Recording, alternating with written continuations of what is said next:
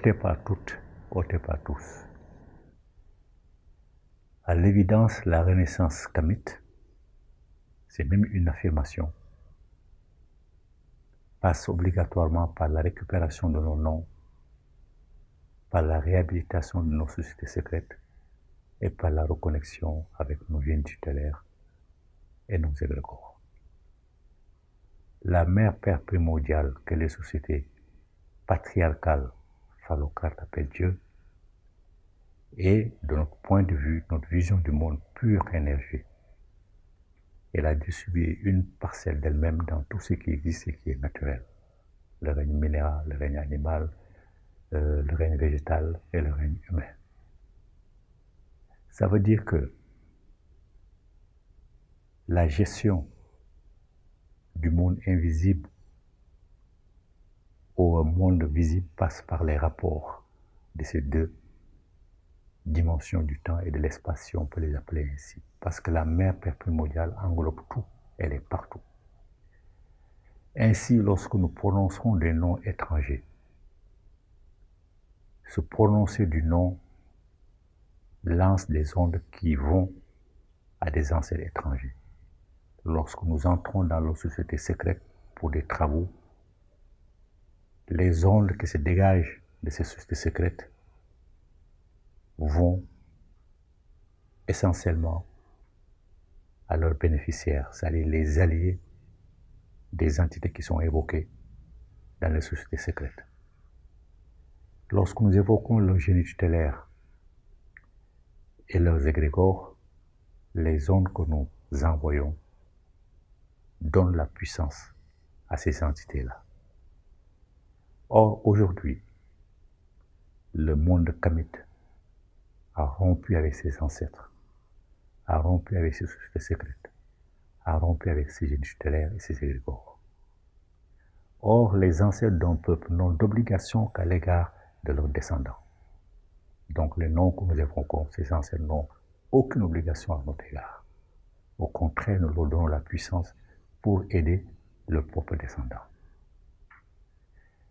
Les entités que nous évoquons dans nos sociétés secrètes n'ont également aucune obligation à notre endroit. Parce que ces entités-là ont noué des rapports privilégiés avec ceux qui les ont appelés, avec ceux avec qui ils sont alliés, elles sont alliées. C'est la même chose avec les génies tutélaires et les égrégores étrangers, avec qui les alliances privilégiées font qu'ils ne servent que les peuples auxquels ils sont liés. Donc dans le monde invisible, le monde kamite est écarté, complètement ignoré. Toutes les énergies qui sont dégagées servent ces oppresseurs. Et toutes ces énergies qui sont dégagées, en servant ces oppresseurs, tiennent dans l'ignorance les autres qui ne sont pas concernés, c'est-à-dire le monde kamite. Donc nous leur donnons la puissance pour servir leurs alliés du monde visible à notre détriment. Nous n'avons absolument aucune alliance dynamique dans le monde invisible pour nous venir en aide. Voilà pourquoi il est impératif de récupérer nos noms, de renouer avec nos sociétés secrètes et avec nos génies tutélaires et nos égrégores. Parce que si nous faisons cela, nos noms, les noms dont nos ancêtres que nous prononçons, grâce aux vibrations qu'elles provoquent, les entités des sociétés secrètes auxquelles nous nous adressons, grâce aux vibrations qu'elles provoquent, nos génies tutélaires et nos égrégores avec leurs vibrations, cet ensemble de vibrations viennent à notre secours et contrebalancent les vibrations négatives des autres, parce que les autres, leurs vibrations sont positives pour eux, mais négatives pour nous. Donc nous sommes bombardés par des vibrations qui ne nous apportent rien du tout, qui perturbent nos facultés de réflexion.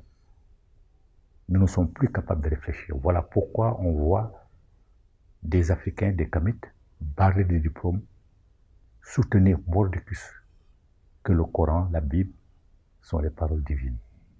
Ils ne sont même pas capables de se poser la question de savoir si ces écrits-là sont réels ou pas. Et s'il y a eu des écrits antérieurs à ces écrits, ils ne se posent même pas cette question. Simplement parce que leur faculté de réflexion est brouillée par ces ondes négatives dégagées dans le monde invisible à notre détriment. Donc il est impératif que nous revenions en arrière. Si nous prononçons le nom de nos ancêtres, nous renouons le contact avec eux. C'est ce qu'ils attendent. Mais nous ne les évoquons jamais. Donc ils ne peuvent pas venir à notre aide comme nous souhaitons. Or, toutes les sociétés ont compris qu'il y a une relation étroite entre le monde visible et le monde invisible. Et que leur bonheur, leur bien-être matériel sur cette terre est d'abord déterminé par leur relation à leurs ancêtres, à leurs génies tutélaires, à leurs égrégores. Alors, pour revenir à nos sociétés secrètes, les kamites bernés à qui on a raconté n'importe quoi, en leur faisant croire que nos sociétés secrètes sont négatives, ces kamites-là doivent comprendre que c'est tout à fait le contraire. Parce que même la Rose-Croix et la franc-maçonnerie se sont inspirées de nos sociétés secrètes. Si elles étaient mauvaises, elles ne l'auraient pas fait. Mais ils ont détourné à leur profit, comme ils ont détourné la spiritualité, la religion africaine à leur profit. Donc il faut que ces kamites sachent que nos sociétés secrètes sont pures d'intention, parce qu'elles ont été créées par nos ancêtres pour protéger le peuple. Voilà pourquoi aucun dirigeant n'a le courage de se faire initier dans nos sociétés secrètes. Véritables, authentiquement africaines, pas dévoyées. Parce que dans la société secrète africaine, une fois que tu as rempli le rituel, c'est déjà largement suffisant. Mais généralement, tu prêtes serment. Serment de servir de façon oblative ton peuple, ne jamais trahir. Si tu trahis, tu payes. Donc, c'est une des garanties qu'offre la société secrète. Il faut que les jeunes se forment à ces sociétés secrètes-là, qu'ils apprennent à respecter leur peuple, à ne jamais le trahir, à savoir qu'ils appartiennent au peuple et que les ancêtres le regardent. Dans la société secrète, quand tu es initié, tu trahis, tu payes. Il n'y a pas de jugement dernier. On n'attend pas cela parce que pour nous-mêmes, l'enfer, le paradis, le jugement dernier n'existe pas. Ce sont nos ancêtres qui en ont parlé les premiers. À cette époque-là, Abraham n'était même pas venu en Égypte. Donc Ismaël, l'ancêtre des Arabes, n'était même pas encore né. Pour que les Arabes puissent parler de ces entre guillemets, ces fantasmes-là. Pas fantasmes, mais de ces choses absolument fausses. Comme ils n'étaient pas circoncis, ils ne pouvaient pas entrer dans nos sociétés secrètes pour découvrir ce qui se cache derrière les notions de paradis, d'enfer et de jugement dernier. Alors ils ont pris l'enseignement destiné aux enfants que nos ancêtres ont prononcé. Ils les ont pris, ils les ont mis dans leurs livres. Donc il faut que nos frères, nos sœurs, nos filles, nos fils sachent que le retour dans nos sociétés secrètes est un impératif. Là, on t'apprend à respecter ton prochain, à respecter la nature, à respecter ton peuple, à le servir de façon oblative. Tu ne trahis jamais. Voilà pourquoi il est impératif de revenir, afin de donner la puissance aux objets sacrés, à nos alliés dans les sociétés secrètes, qui vont nous accompagner de là où ils sont, dans la vie concrète. Il faut renouer avec nos génies tutélaires et nos égrégores, qui sont puissants de leur puissance, dont l'énergie rassemblée va également nous aider, nous accompagner. Dans le monde invisible, il n'y a pas de trahison. Certains ont peur que les autres récupèrent nos égrégores et nos génies tutélaires. Ils ne peuvent pas. Dans le monde invisible, il n'y a pas de trahison. Nos génies tutélaires et nos égrégores ne dorment même pas, parce qu'il n'y a pas de sommeil dans le monde invisible. Et ils attendent seulement qu'on revienne à eux. Ils attendent qu'on renoue avec eux pour qu'ils puissent nous envoyer leurs énergies. Pour cela, il y a un certain nombre de Kamites d'Afrique et de la diaspora qui sont réunis pour essayer de reprendre contact avec un de nos génies tutélaires. Ils se sont dit, la meilleure solution, c'est de retourner jusqu'en Égypte. Nos génies tutélaires, nos égrégores d'Égypte vont faire l'unanimité parce que ils ont été créés par nos ancêtres, parce que l'alliance a été faite avec nos ancêtres. Donc il faut en réveiller au moins un. Le choix s'est porté sur Sekhmet. Sekhmet, c'est la soldate d'Amon-Ra. Quand il a voulu punir l'humanité de ses dérives, c'est Sekhmet qui l'a envoyé, qui a réglé le problème.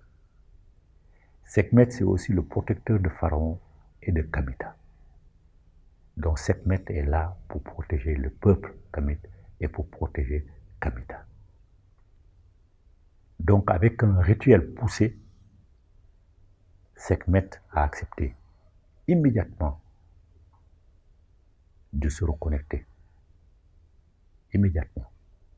Et nous a donné des indications. Les indications sont son jour préféré, c'est le mercredi. Les indications sont ses jours aussi préférés. Ses jours préférés sont les 5 jours épagomènes, les 5 jours qui terminent l'année kamite. Ces animaux sacrificiels sont le bouc rouge, le coq rouge ou le poulet rouge. Sa boisson préférée, c'est le vin ou toute boisson rouge, même douce. Ses fleurs sont des fleurs rouges. Son encens, c'est l'encens naturel. Sekhmet a donné beaucoup d'indications, dont ceux-là, qui sont les plus importants. Alors, moi j'invite toute la communauté kamite, chaque jour, d'invoquer Sekhmet selon son intuition. Elle peut se contenter seulement de dire son nom, de prononcer son nom un certain nombre de fois. Comme je l'ai dit, la parole est une onde. L'onde va vers Sekhmet pour la densifier. Elle peut fredonner son nom en faisant ses travaux. J'invite nos artistes musiciens à créer des chansons en l'honneur de Sekhmet pour densifier Sekhmet pour notre bonheur.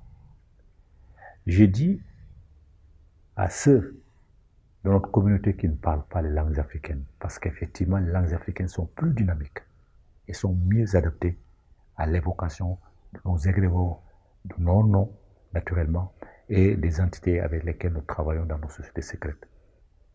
Mais toute parole se transformant en onde.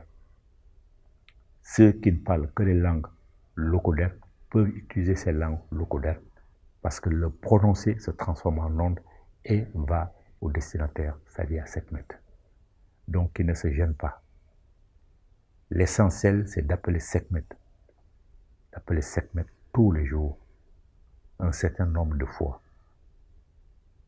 qui n'a pas de limite. Nos ennemis,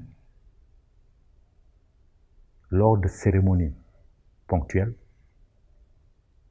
sont des milliers de millions ou bien des milliards à prononcer le nom de leurs égrégores. Il faut que nous arrivions au même résultat. Que chaque jour, plusieurs millions de Kamites prononcent le nom de Sekhmet. Même si on n'a pas le temps de lui faire des libations avec boisson rouge, avec vin rouge, même si on n'a pas le temps, on n'a pas les moyens de lui donner ces animaux sacrificiels de temps en temps, on peut quand même prononcer son nom des milliers de fois, des millions de fois, des milliards de fois, afin qu'elle ait l'énergie nécessaire pour contrecarrer l'énergie dégagée par les autres entités. Parce que ce sont les autres entités étrangères seulement qui occupent le monde invisible par leur vibration. Les nôtres n'occupent pas le monde invisible dans leur vibration et n'ont pas de place là-bas. De la même manière ici, nous sommes liés dans notre existence, nous sommes une existence de zombies, nous sommes seulement en train d'imiter les autres, nous ne pouvons prendre aucune initiative. Simplement parce que nous n'avons pas, de l'autre côté, les contre-pouvoirs aux entités de l'invisible. Alors il faut arrêter. Il faut revenir en arrière. Il faut reprendre nos noms. En plus, qui ont la particularité d'être beaucoup plus beaux et plus significatifs. Chaque nom africain a une signification. Leurs noms n'auront aucune signification pour nous. Ils sont des étrangers. Et en reprenant nos noms, nous rendons hommage à nos ancêtres. Nous revenons vers eux parce que là, ils se sentent humiliés. Ils se sentent abandonnés par leurs propres enfants. Ils sont relégués au rang de rien du tout. Nous leur préférons les ancêtres étrangers. Il faut que nous sachions que c'est une honte. On ne peut pas se renier. Il faut que notre communauté ait le courage de poursuivre ses recherches. Parce que pour comprendre notre situation et essayer de s'en sortir, on a fait toutes sortes d'études. Études historiques, études politiques, études économiques, études religieuses. Mais rien n'y a fait. Il faut continuer ces études. Mais il faut être pragmatique. Revenir à l'essentiel. Et l'essentiel, c'est ce que je dis, c'est une évidence, c'est une affirmation. La renaissance kamite passe obligatoirement par la récupération de nos noms afin de nous reconnecter à nos ancêtres, de leur rendre hommage, de les rendre fiers de nous pour qu'ils puissent nous aider. La renaissance kamite passe par la réhabilitation de nos sociétés secrètes, entrer dans les sociétés secrètes et savoir que même si on est de l'Afrique de l'Ouest, on peut entrer dans les sociétés secrètes de l'Afrique centrale. Même si on est de l'Afrique centrale, on peut entrer dans une société secrète de l'Afrique de l'Ouest. Parce que dans les sociétés secrètes africaines, les réalités sont exactement les mêmes. Les langues diffèrent, peut-être parfois les objets sacrificiels diffèrent, mais les réalités, les interlocuteurs sont exactement les mêmes. Donc, il faut réhabiliter nos sociétés secrètes, abandonner les sociétés secrètes, franc-maçonnerie et rose-croix, qui construisent, qui fabriquent des traîtres à notre peuple. Tous ceux qui trahissent le peuple africain, qu'ils soient des hommes politiques, des femmes politiques, qu'ils soient des hommes de l'économie, des finances, des femmes de l'économie, des finances, et qui trahissent le peuple africain sont des francs-maçons et des rosicruciens. Parce que ces deux sociétés secrètes fabriquent des traîtres africains à leur propre bénéfice. Et ces traîtres africains ne sont même pas capables de comprendre qu'ils sont manipulés. Justement parce que de l'autre côté, nos entités ne sont pas là pour nous aider, pour former un obstacle au bombardement des énergies négatives dégagées par les autres sociétés secrètes étrangères. Et je le rappelle, de l'autre côté, il n'y a pas de trahison, les anciens ne trahissent jamais. Les égrégores et les unités ne trahissent jamais. Dans nos sociétés secrètes, les entités avec lesquelles nous travaillons ne trahissent jamais. Donc, chacun peut évoquer le génie tutélaire ou l'égrégore ou les entités de sa société secrète, mais il faut leur ajouter Sekhmet. On peut continuer à rendre hommage aux entités de sa société secrète, même en créer si on veut, mais celui qui nous lie depuis l'Égypte, qui attend notre sollicitation, qui attend notre retour pour venir nous aider, c'est Sekhmet. Il faut donc que nous envoyions à Sekhmet toute l'énergie qu'il faut. Donc tous les jours, je vous invite, tous les jours, à prononcer au moins quelquefois le nom de Sekhmet. Jusqu'à ce qu'on soit des millions, des milliards à le faire à travers la planète. Et je vous garantis qu'en une dizaine d'années, notre situation va changer. Ceux qui dormaient, parce que leur faculté de réflexion est brouillée, vont voir plus clair dans leur façon de penser l'Afrique, de penser kamite. Puissent nos vénérables ancêtres nous accompagner, nous aider, nous inspirer toujours la pensée juste, la parole juste et l'acte juste. Amour, amour, amour, vie, santé et force à tout le monde. Ok.